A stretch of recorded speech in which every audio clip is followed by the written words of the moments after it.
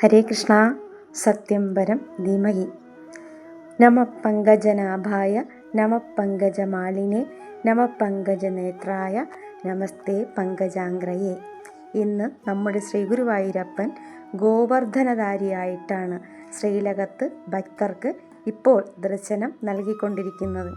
കൃഷ്ണാവതാരത്തിലെ ഏറ്റവും മനോഹരവും അർത്ഥവത്തുമായ ഒരു ലീലയാണ് ഗോവർദ്ധനോദ്ധാരണം എന്നുള്ളത്.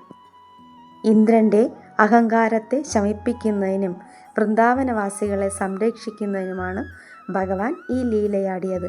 വൃന്ദാവനത്തിൽ എല്ലാ വർഷവും മഴയുടെ ദേവനായ ദേവേന്ദ്രനെ പൂജിക്കുക പതിവുണ്ടായിരുന്നു. യഥാർത്ഥത്തിൽ നമുക്ക് പ്രകൃതി, അതായത് മലയും കാടും പശുക്കളുമാണ് എല്ലാം നൽകുന്നതെന്ന് ഭഗവാൻ ഗോപന്മാരോട് പറഞ്ഞു. അങ്ങനെ ഗോപന്മാർ ഇന്ദ്രപൂജയ്ക്ക് പകരം ഗോവർദ്ധന പൂജ നടത്തി. ഇതിൽ കോപിഷ്ഠനായ ഇന്ദ്രൻ പേമാരിയും ഇടിയും മിന്നലും ഒക്കെ അയച്ച് വൃന്ദാവനവാസികളെ ആകെ കഷ്ടപ്പെടുത്തി. സർവചരാചരങ്ങളും ഭയന്നോടി.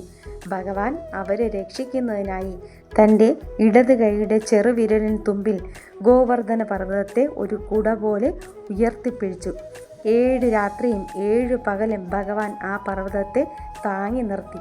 അങ്ങനെ ഇന്ദ്രൻ്റെ അഹങ്കാരത്തെ ശമിപ്പിച്ചു. ഒടുവിൽ ഇന്ദ്രൻ ഭഗവാന്റെ തൃപ്പാദത്തെ പിടിച്ച് മാപ്പ് അപേക്ഷിക്കുകയാണ് ചെയ്തത്. ഇതിൻ്റെ ആത്മീയമായ വശത്തെക്കുറിച്ച് നമുക്കൊന്ന് ചിന്തിക്കാം. അതായത് എത്ര വലിയ ശക്തിയുള്ളവനായാലും അഹങ്കാരമുണ്ടായാൽ ഭഗവാൻ അത് തകർക്കുക തന്നെ ചെയ്യും. പിന്നെ പേമാരിയും ഇടിയും മിന്നലും എന്നൊക്കെ പറയുന്നത് നമ്മുടെ ജീവിതത്തിലെ പ്രതിസന്ധികളും കഷ്ടപ്പാടുകളുമാണ്. ഇവയൊക്കെ ഉണ്ടാകുമ്പോൾ പൂർണ്ണമായും ആ ഭഗവാനെ വിശ്വസിച്ച് ഭഗവാനെ അഭയം പ്രാപിച്ചാൽ ഭഗവാൻ നമ്മളെ ഉറപ്പായും രക്ഷിക്കുക തന്നെ ചെയ്യും.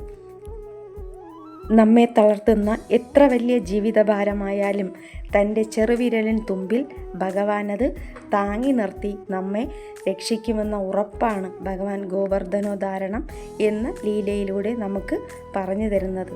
അപ്പോൾ ഇന്ന് ശ്രീ ഗുരുവായൂർ ശ്രീലകത്ത് വിളങ്ങുന്ന ആ ഗോവർദ്ധനധാരിയായ ഭഗവാനെ നമുക്കൊരിക്കൽ കൂടി മനസ്സിൽ ധ്യാനിക്കാം.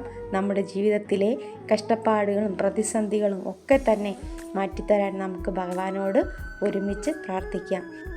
ഇത് കേൾക്കുന്ന നിങ്ങൾ ഓരോരുത്തരും കണ്ണുകളടച്ച് ഗുരുവായൂർ ശ്രീലകത്ത് ഇന്ന് മിന്നിത്തിളങ്ങുന്ന ഗോവർദ്ധനധാരിയായ ആ പൊന്നു ഗുരുവായൂരപ്പനെ മനസ്സിൽ വിചാരിച്ചിട്ട് 12 തവണ നാരായണ നാമം ജപിക്കുക.